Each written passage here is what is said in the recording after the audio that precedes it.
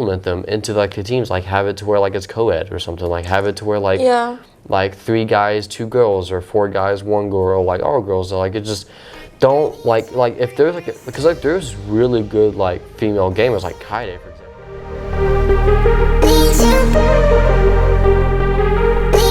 All right. Welcome everyone to the 5th installment of the ConcordXp Podcast. This episode is just going to be just me and Vi today. We have no guests, so basically today we're just going to be talking about the usual, kind of what's going on in the esports scene for Overwatch and Apex. Basically what we do, just without a guest. So with Apex, like I said, there's a new season coming out, or actually already came out because we played the new season in the community customs with the Nemesis, the new mode coming out. How do you feel with the whole like Apex scene like this season? I definitely think this season, season 16, is the best season that's came out so far. Mm-hmm. Season 15 was good, but like after a couple weeks it just started like dying down, kind of get like a little bit boring. Mm-hmm. But this season with Team Deathmatch that finally came out after like 4 or 5 years of the game being out, mm-hmm. it's actually a lot of fun. I'm still sad that they took arenas out, but I'm kind of glad that they put Team Deathmatch in because everybody wanted it, so they finally put it in. Mm. The new gun, the Nemesis, is so strong right now. Like, I'll be in, like, me and my friends will be in fights, and then, like, we'll win a fight, and then all of a sudden, like, a team, like, with all 3 of them have Nemesis, like, we just die, like, instantly. Like, you go into the firing range, and you just, like, you just play around, like, get better at the, like, gun and stuff. I saw they, like, updated their firing range, too. Like, you can customize it now? Yeah, you can customize, like, your firing range, like, how you want it. Like, if you want, like, the dummies to, like,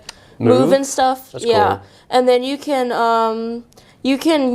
apparently, because I saw this the other day, like you're queued in like with like other like random people, because I got queued in with a random Octane the other day. In a firing range? Really? Huh. Yeah.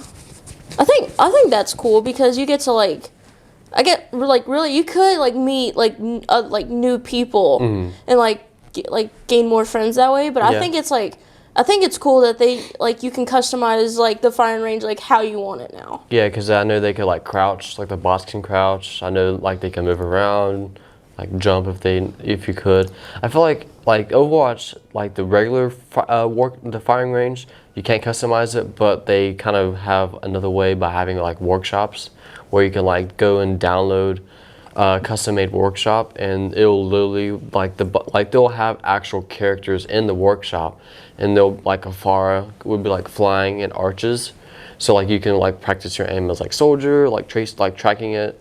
So it's like I feel like Blizzard doesn't have like an official like setting that you can like adjust to it.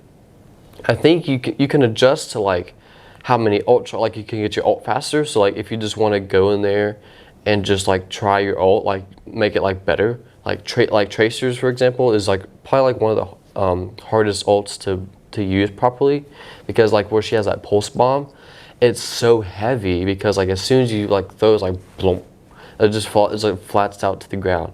And I know Luke, he goes into the firing range and he just like practices his like pulse bombs, because like you literally have to like the characters right here, you have to like walk up to them and like aim like almost basically in the sky to like throw them and like sticky them. But like I like the whole idea of like having a workshop being customizable, because like different people will like to work on different things, whether it's like tracking or like flicks or like just aiming down with like the sniper rifle and like practicing like the bullet drop. Like I feel like that you could use like so many different ways in the firing range, and like it's just useful. Like I feel like Valorant, Apex, and Overwatch, I feel like if you don't use the firing range a lot, you're just not going to get better, because like you can literally just like sit down and like test guns, test new like operators, agents, and just like get better with like a kit or something. I don't know. I think firing range is like do more, or just like I guess like underrated. I think. Yeah. Because like. The fire range is definitely useful because you can like go in and someone is trying to like main horizon and they're like perfecting like throwing her Q and like going up like her Q and stuff, and like her like the gravity when like they're going up the gravity lift, like when you're going up her gravity lift, like you don't want to just like go up straight. You want to go side to side because because like if you go up straight and somebody shoots you, they can you can shoot them easier. Like if they're just going up straight, but if you like go side to side, it's a whole lot easier for somebody to shoot you. But you have to be careful because if you go like too far out, then you'll get like pushed out your cue.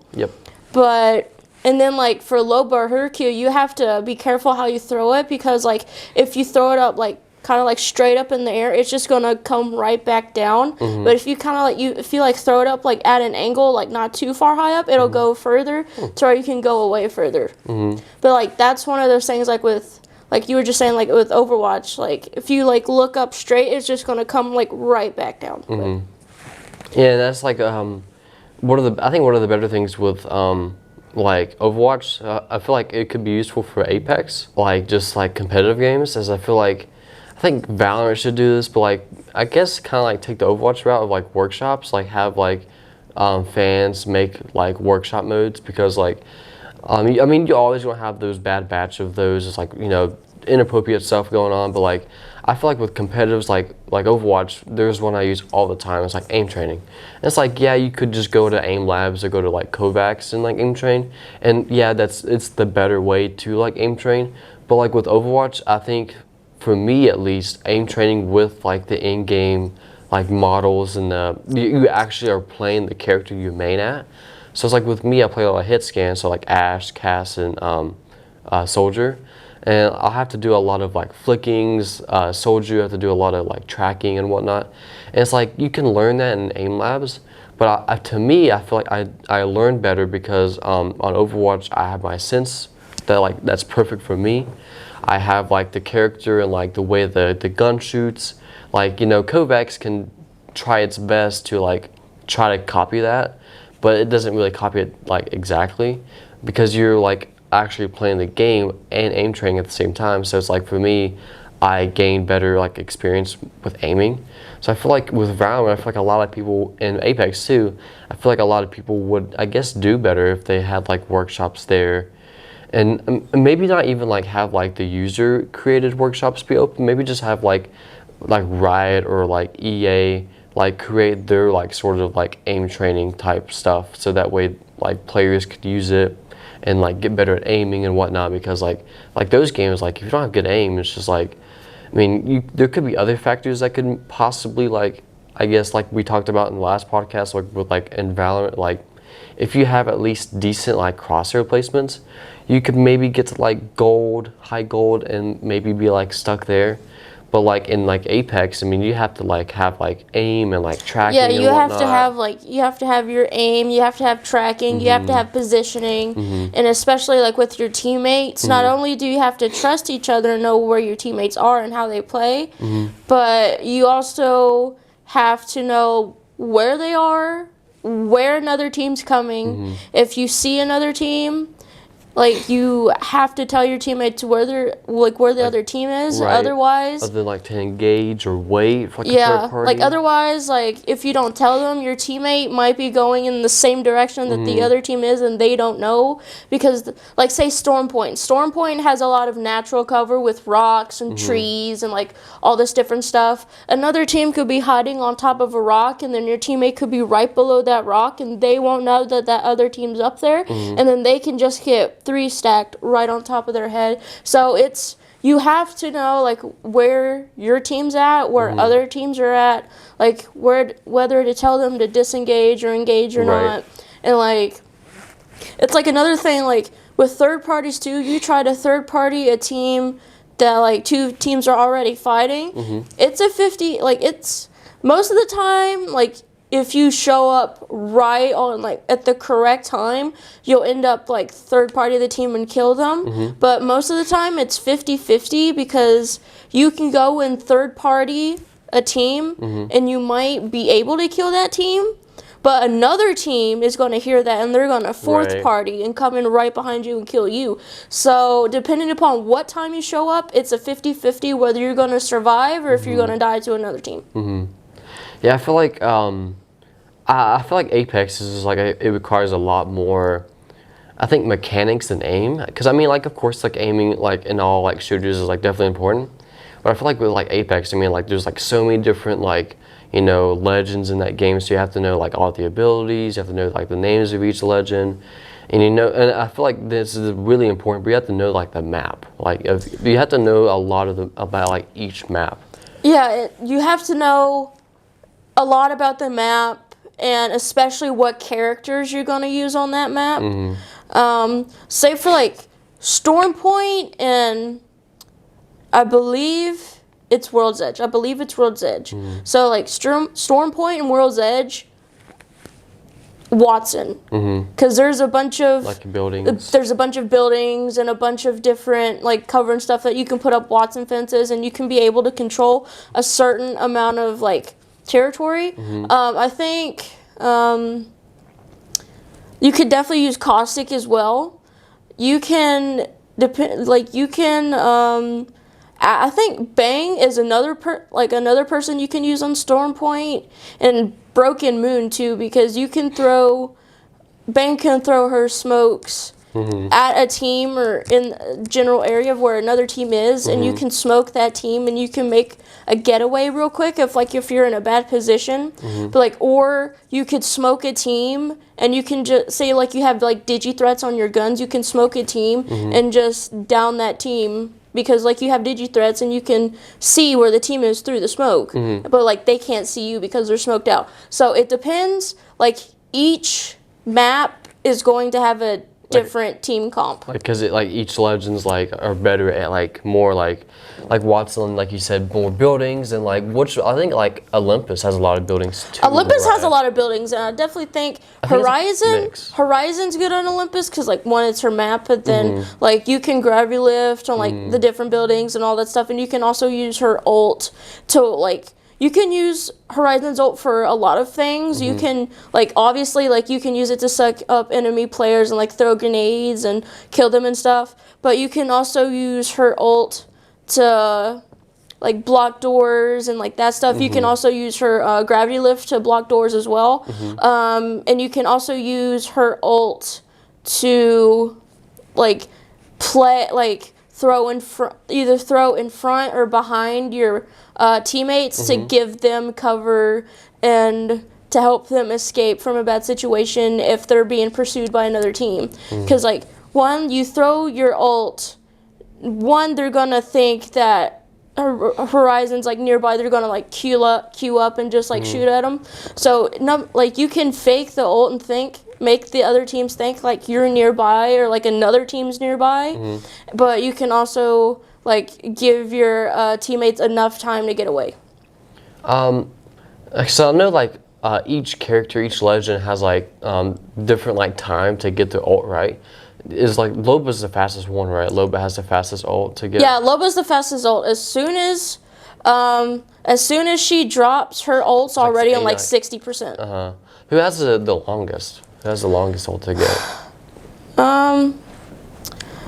I definitely think, for me personally, from the characters I play, I definitely think either Wraith, Path, or Lifeline has the longest. Okay. But I think they changed it to where you Lifeline gets her ult and then she drops her ult. Now, before Lifeline would use her ult to get the care packages and stuff, it would take about a minute, maybe less, for her care package to fully come down. But now, as soon as you use her ult, 5 seconds, it just immediately drops down. Oh, really? Because I remember it used to take a while. You have to kind of sit around and wait for it to drop down, and that's a bad thing, because I feel you can give away your position to enemy teams if they really pay attention. Or you're just sitting there waiting for your ult, and somebody can just come right up behind you while you're sitting there. Yeah, and I feel because it's also because you're more than likely going to be out there in the open, because you can only select in a few spots, right? Open spots. There's, as long as there's not the top of the building's right here, you can't have the care package land right under the building, because you have to have the area has to be like open. Yeah. So you have to go like where there's like no trees, no buildings and stuff like that. And I feel like that's how, because I used to play a lot of Lifeline when I would play Apex, and I remember when I would pop it, I had to like, all right guys, just wait a second, it's coming down. So you have to wait for like you said, about a minute or so for it to come down. And I just like would always get so like nervous that someone is just at some point is just going to like see my care package, and because it's really loud too, can just see my care package come down and then just like wipe us as we're like looting. Because you're looting, you're like swapping shields off, you're adding new guns to your loadout. So like you want to take a few seconds to get like readied up and then ready to head out. So it's like, or like anyone can just like another team can mistake it for like the actual like neutral care packages instead of it being a Lifeline care package. But like sometimes like if the other team's close enough, they can see like the blue outlines and stuff. They're like, oh, that's a Lifeline care package, and like you said, they're just gonna like come up and like see if somebody's there, and if somebody's there, they're just gonna kill them. I've actually seen people kind of use it in the past like in like clever ways. There's like body blocking like either people in like buildings, or because I know like there'd be like a couple people like they're like in the last circle and they're like hiding underneath like a stairs, and they'll just like have like a Lifeline thing come down and like block like one entrance, so that way they only like looking at the other side of like underneath the staircase. And I've actually seen people like do the opposite. They see someone there and they use it to like trap them in there, and then they just like toss grenades in there and they can't escape, because they're like, if they go out the other way, they just get gunned down, and if they can't go out the other way because it's literally blocked by Lifelines, like ult. So I've seen like people use it in like clever ways, not just for loot, but like for like body blocking people from like escaping and whatnot. I've seen it. And now like I remember like every time I see like pro players like play the game, they like, I don't know if I'm pretty sure it's different now, but literally like every time I saw a pro play, and it was like the circle, it was like the last two circles of the game, and they literally would just hide in buildings, set up with Watson, and just waiting for the circle to close in. Then they would like sneak out and like find another building in the next circle and do the same exact thing. They would just like camp in that building. I was like, do they just like, is that like what you do like in late game? You like find a building, you camp in there, and you like see if a team like comes in there. If they do, you just team up on them. And how does that work? Like, yeah, the thing with competitive play, it's a whole lot different than ranked play, because ranked play, of course, like you're playing for like kill points and placement points. Like you're just playing to get your rank up and whatever. But in like pro play, competitive play, you only want to take fights that you can win. It's with comp play, it's more about survival and surviving till the last ring, because like say like you don't get a lot of kill points, you can still get a good amount of placement points. But in order to win the game, you have to survive until the last ring. And the thing like each team will have their different comp. Like some teams will have aggro comps, some teams will like have camp comps. Like obviously like with camp comps, like with Caustic and Watson, or even Catalyst and stuff, like characters like that, you have to actually like rotate a little bit early so you can get inside the next ring and like fence up a building or Caustic trap up a building. So like when say another team is like rotating in late or whatever, you can gatekeep them and kill them, or if somebody tries to come in your building, you can kill them and then move on to the next building. But with competitive play, it's all about surviving until the last ring so you can win the game. Okay. I think my next question was, so like next season, next semester, it's looking like you're about to have a team. Are you excited for next semester? Yes, I'm excited because I haven't been able to compete for about like 4 or 5 months now. So I've just been grinding out the game, getting better, like playing different characters, so I'm well-rounded, just to see like what comp we're gonna play. Because I think the comp, like for pro play, I'm pretty sure somebody said it's gonna go back to the original comp with Pathfinder, Wraith, and like Gibby and stuff like that. So I've been playing Wraith, I've been playing Pathfinder, I'll start to be playing Gibby more, but I'm excited because I think we'll definitely do better next season than we did last season, but where it's going to be different people, you know, you got to play together, you got to know how your teammates play, and or if they're going to be aggressive or if they're going to be defensive, and just kind of get good positioning rather than fight every single team, because sometimes you don't want to hot drop and fight every single team. Sometimes you might want to fight one or two teams and then move on. Loot up, move on. Yeah, I feel like to me that's that's always been my play style in battle royale games. It's I don't go to the most popular spot.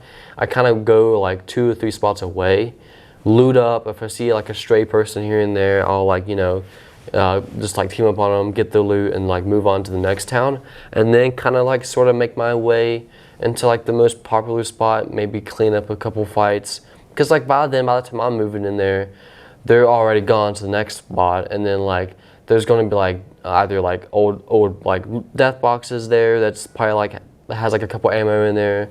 I'll either get those and loot up and get some a lot of ammo for when I get to another team fight. I'll be stacked with ammo, shield cells, med kits and whatnot. And I'm the same with Fortnite. Fortnite, I go to the 2 cities away from the most popular spot, and I'll do the same thing. I'll loot up, and I play a lot of solos on Fortnite. So with solos, it's there is no knocking down. As soon as you kill someone, they're dead.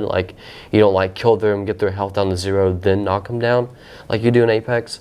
And so if I see a stray person, I'll kill them, get their loot, and then move on to the next spot. Because I play more safe, because I feel if you're hot dropping, because I've done it before, and it's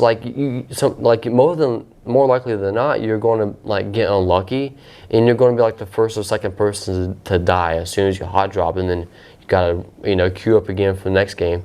So to me, I never thought that was the smartest thing to do, because I feel yeah, if you get lucky and you get 20 kills in the first 10 minutes, first 5 minutes of the match, you're definitely going to keep rank up or something. But to me, I feel if you're getting a good loot and you're looting up, so that way when you are prepared for a fight, you're more than likely going to win, because you have better ammo, you have better weapons than they do, and more than likely you're going to survive to the late game. So at the end, you're probably going to get more points than you did if you got 20 kills in the first 5 minutes, and then you barely have any loot, and then you just get killed next. So I kind of play safe, because you know how we played on Sunday. We kind of played further back, and then kind of made our way into late battles in the in game. So that's how I've always played in battle royale games. Whenever somebody is watching me play or whatever, they're always why don't you hot drop? Why don't you land with another team and fight them automatically? I'm that's not really smart, because I was playing some games yesterday with just random teammates, right, and they would always land with 3 other teams that's landing in the exact same spot, which is really not smart, because if you're landing with 3 other teams, more than likely if you land this happens to me all the time. I'll land with an enemy player and we both loot the same box. If they grab the loot before I do, they're just gonna kill me. So it depends on where you land, but if you hot drop with maybe 1 or 2 teams, then it's kind of okay, because you'll have enough time to go and get some loot and then go and team fight when the other 2 teams are fighting. But if you're hot dropping with 4 or 5 teams, just go to the next spot. Because if it's you and maybe 2 or 3 other teams, you're going to your building, they're going to their building, and more than likely you're gonna meet up in the middle. Or sometimes you're here, they're there, they'll go out that way, you go out this way, you'll never see each other. But sometimes you'll meet up in the middle, and then you'll fight, and it's even, because they looted their loot, you looted your loot, maybe one person got a gold out of it, and then you'll engage and you'll win, you may lose. So it's like it's more fair that way, I think, than just like hot dropping in like a really popular spot and get wiped out like the first second you like literally land your feet on the ground, you're dead because someone got like a sniper and they got good aim and they just like shoot you as soon as you land. So it's like I've never been a fan of hot dropping. I know a couple of my friends from high school, I would play with them, and they're like, I go here, and they're like, ping it, and then I'm going there, I just see like 20 other teams coming with me, and I'm like, dude, why would you make me go here? Like, tell me to go here, and then as soon as we land, we just like are dead, and then they get mad at me for like, wow, you should have landed there, you should have landed like a few bags so we can loot up. I'm like, well, you told me to loot here. No, it does not matter where I go in this area, there's going to be someone there. And we're going to get wiped out if we don't get the first loot. Something similar happened to me yesterday, but it was kind of the opposite. Mm-hmm. Like, me and my 2 random teammates, we're going to go land. Like, the map at the time was Storm Point, so we were going to go land at, like, the mill, like, fish farms, like, that area.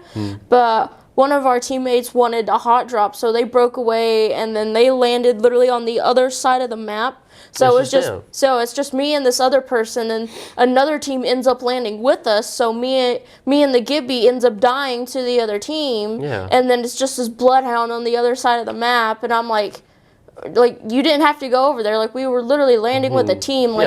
Like you going over there didn't help us at all, and now you're stuck by yourself. Yeah. And then they ended up getting killed by another team because all they had was their bloodhound heirloom. Yeah, it's just you.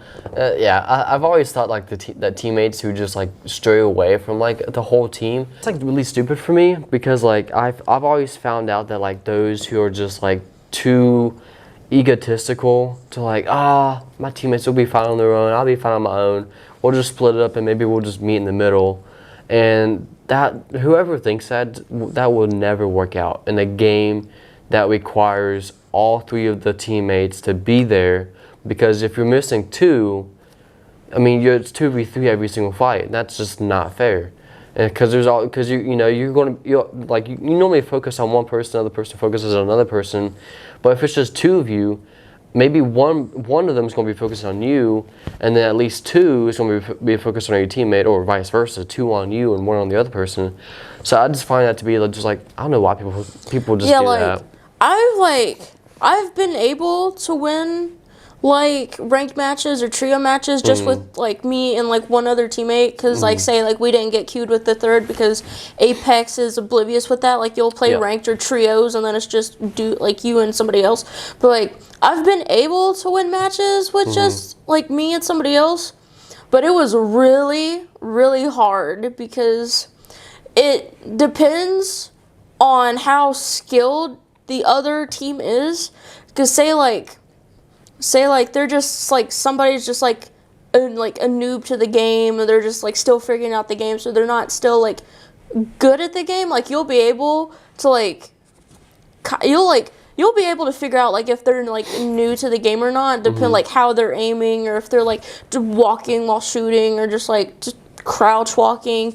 But like most of the time, like if you try to like 2v3 a fight, you're not gonna win, just because they always have like that. Like, you'll do your like 1v1s, but they always have that one extra person, that can just like come up behind you or like beside you and just like kill you, and then it's just like 3v1, like you or your teammate. But yeah, I think it's I don't know, it's always stupid, and it's like kind of the same thing in Overwatch. It's I do this sometimes too. It happens like more so to DPS than any other role. It's like DPS and tanks that happens too. But it's like you're like, okay, you got team wiped, and you're trying to get back to the point, and the enemy team is of course going to be there holding the point, and this happens a lot. I'll revert my statement, a lot more than tanks, especially if you're just like solo queuing. And everyone on that team, like you may have like a duo, and then the other 2 is like solos as well. So it's like more than likely your tank is going to be a solo, and like this happens to our Reinhardt a lot, because like a Reinhardt will just go in there charging into the point, and then like the supports can't see the Reinhardt because he's like behind the wall, behind the enemy team, and so the Reinhardt just gets like destroyed. And so now for like 9 seconds you're out of a tank, so you have to back to the nearest spawn point to collect your Ryan, taxi him with you guys again. And that's just wasting seconds, because and this is especially important in control points where like King of the Hill, the enemy team has got a point. The percentage goes up per second, so it's 9 seconds for your tank to start up, and then to bring back to the point. That's probably at least 20 extra % on that point for the mid team. And if they're already high enough on the percentage, they're more likely going to win, because they took the tank out of the fight. It's a 4v5 now. More than likely, you're not going to win that fight unless you have a game-changing ult, and you get the enemy caught off guard. Then maybe you can win. But that's very rare sometimes. And so I just don't see why tanks do that sometimes. People just are oh yeah, I'm the carry of this team. If I push in behind them, I'm just get a big shatter the whole team, and get that team wipe and whatnot. But in reality, they go charging in, and then you have the whole enemy team just shooting at them as he's charging in, and he's dead. And so I feel I don't know, people like that just makes me just want to competitive games are just bad because of people like that who just think they are the best and they carry the team, so that allows them to do whatever they want. And so when they do whatever they want, they're away from you and you can't do nothing to help them, or vice versa, they can't do nothing to help you. And so like you said with the Bloodhound on the other side of the map, it's just they you're dead, so they're gonna be dead too, because your cards are on the other side of the map, so they will not have time to come and get it, and so they're dead because it's just them against 10 other trios in the game. And so I don't know, it's just people like that just makes me want to question their thinking and judgment. Why did you think that was a good idea? I don't know. Yeah, I think Apex gets a lot of, I won't say a lot of bad rep, but they do get a bad rep with toxic players and stuff like that. Right. I've met my fair share of toxic players, of course, and yeah.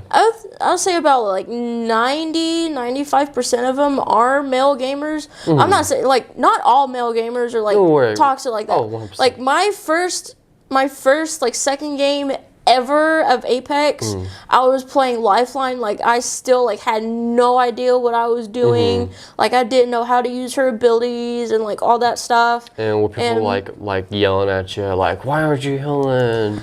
No, it was the opposite. Okay. I can't remember what actually character the guy played, but I'm pretty sure it was a Wraith. But I think he was figuring out. I think he eventually figured out that I was new at the game, because he turned his mic on and he was like, hey Lifeline, he was how long have you been playing the game? And I was this is my second match ever. And he was okay, he was this is how you use her ability, and he was telling me all the different buttons and all the stuff like that. So I've met really nice guys people who play the game in and right. out of the game. Yeah. But you're obviously still gonna have your fair share of toxic players, and I feel that's a main reason why female gamers don't talk right. on the mic as much, because I've met very few female players who actually turn their mic on. It was me, and then it turned out to be this other female gamer, because they were typing in chat instead of talking. And they tend to do that more. They tend to do that more, because as soon as girls start talking on their mic, and then the guys hear them oh my gosh, you're a girl, go back to the kitchen, or make me a sandwich, all the stereotypical stuff. And then sometimes it's sometimes they'll get guys who are oh hey that's cool, me and this girl and this other guy, we had a nice conversation, just running around the map looting, just talking and stuff. But then you'll queue into another match, and then you'll hear like you'll start talking, and then like a guy hears it, and you're like, oh my gosh, like you're so bad at the game, and like blah blah blah. But yeah. Right, and it tends. I mean, like it's unfortunate that it does happen, but it's not surprising that it happens because like with gaming, where it's like a male-dominated industry, I mean you're gonna. Because like all the statistics of like toxic gamers are more so going to be bigger than the men part because well it's a male dominated industry, so it's like a lot of the toxic gamers are going to be like male majority than female, and it's just like the whole thing of the stereotypes. It's just like I mean it sucks, it really does, and it's like I wish like it does not happen, but it's just something that I guess you just kind of have to like. You pretty much have to like deal with it. Yeah, and I don't want to say like deal with it in that sense because like it's bad, 100% bad to say that, but at the same time it's just like I guess it is what it is. I guess like I would love to like have it to where like none of that happens, because then one it would make more people come to the like gaming side of things, because like a lot of people they see these things like happening and they kind of shy away from like gaming because like, oh, I don't want that to happen to me when I game. And so that's like why I think like that's just like is like the dark side I think of like gaming, is just like stuff like that happens. And but like the thing is that I have noticed is that like a lot of like women, like you said, don't use their mics, they more so just type it out. But like a game that I have noticed that has like a lot of like has a big female audience is Valorant. Like there's a lot of female Valorant players, and there are very like famous ones like Lulu, like she's like Lulu, she'll play Valorant and like she'll play Apex and like she's starting to play like Overwatch, but like she's like she's like mainly known with Apex, but she's starting to get like into other games and like Valorant and stuff. Like she's been posting like like YouTube videos and like TikToks and stuff like that of like her playing Valorant or her playing Overwatch. And I feel like that helps a lot. Yeah, and then you have Kaide. She's a really popular Valorant player. She's really good too. And then there's this one female Valorant player that I follow on YouTube, but I forget her name, but she'll play Valorant and then she'll post like YouTube videos of like the female side of Valorant and like stuff like that, and like guys and like children or whatever, just like the stereotypical like, oh, you're a girl, like blah blah blah, like you're not good at the game and stuff like that. But right, and I definitely think that is like definitely like those like female creators who definitely do that are definitely like bringing in a whole like a bigger audience, because like women do like shy away from gaming, or at least talk on games, because they don't want to get harassed, they don't want to get like mass reported, because like people are like, oh my god, we're going to throw, let's just report them. And but like that's what I was saying, like Valorant I've noticed has like a really big like female population, because like when I'm in there just playing unrated, and first thing I hear is like a girl talking. And I mean, it's kind of funny because like the opposite for me. I just don't talk when I'm in quick play because it's just quick play, and so I'm not talking. And then like they'll talk, and then I hear like two like more girls talk on. I was like, wow. I was like, you do not see that. You sometimes you'll see that a little bit here and there in Overwatch, like a lot more in Overwatch than like Apex or something.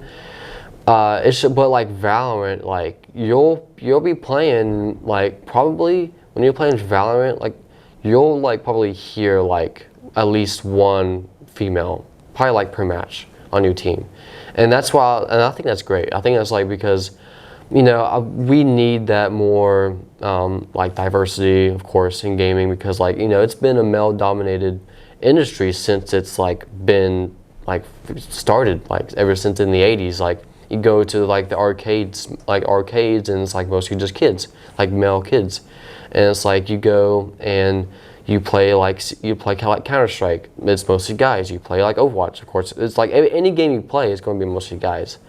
And I feel like, if we come in and like introduce like, females like into like the gaming community, it will like, I feel like it will just change things and just like, I don't know, just make things better. And like you said, like the whole like Lulu and like Kaide, and they're like streaming, and they're like bringing like these like new people into like just the gaming scene. And I feel like I feel like that's like great. And I feel like at the same time, the creator, Speed, he's very notorious for being that loudmouth type personality, like streamer.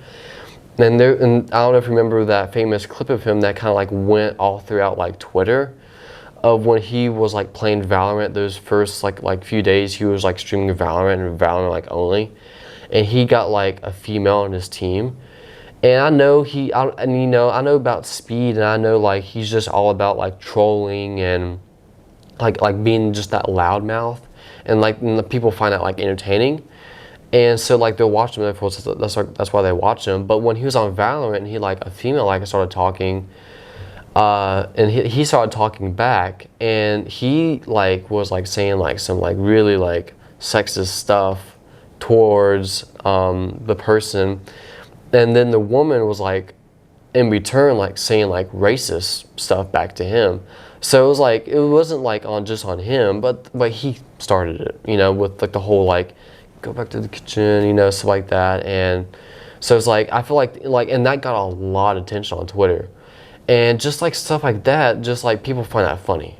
And it's like, it's not that funny, and it's not funny at all really, because like it just shows like what women go through in gaming. Like they turn their mic on and they say like just hi or hey, and then like either one, it goes quiet. Like I've seen this happen before, like in Overwatch. Like we'll be like calming the whole game, and then like halfway through the game, one of the players will just turn their mics on. It's a girl, and it'll just go dead quiet for the rest of the game. No one will talk, and that's just in a sense of just like bad on its own, because like everyone was like so talkative, and then they heard a female, and then they're just like, they're not saying a word. That's just as bad as, I think, than saying like all this like stereotypical things, because they're quiet. As soon as they hear a girl, they're drop dead quiet for the rest of the game. They're not talking.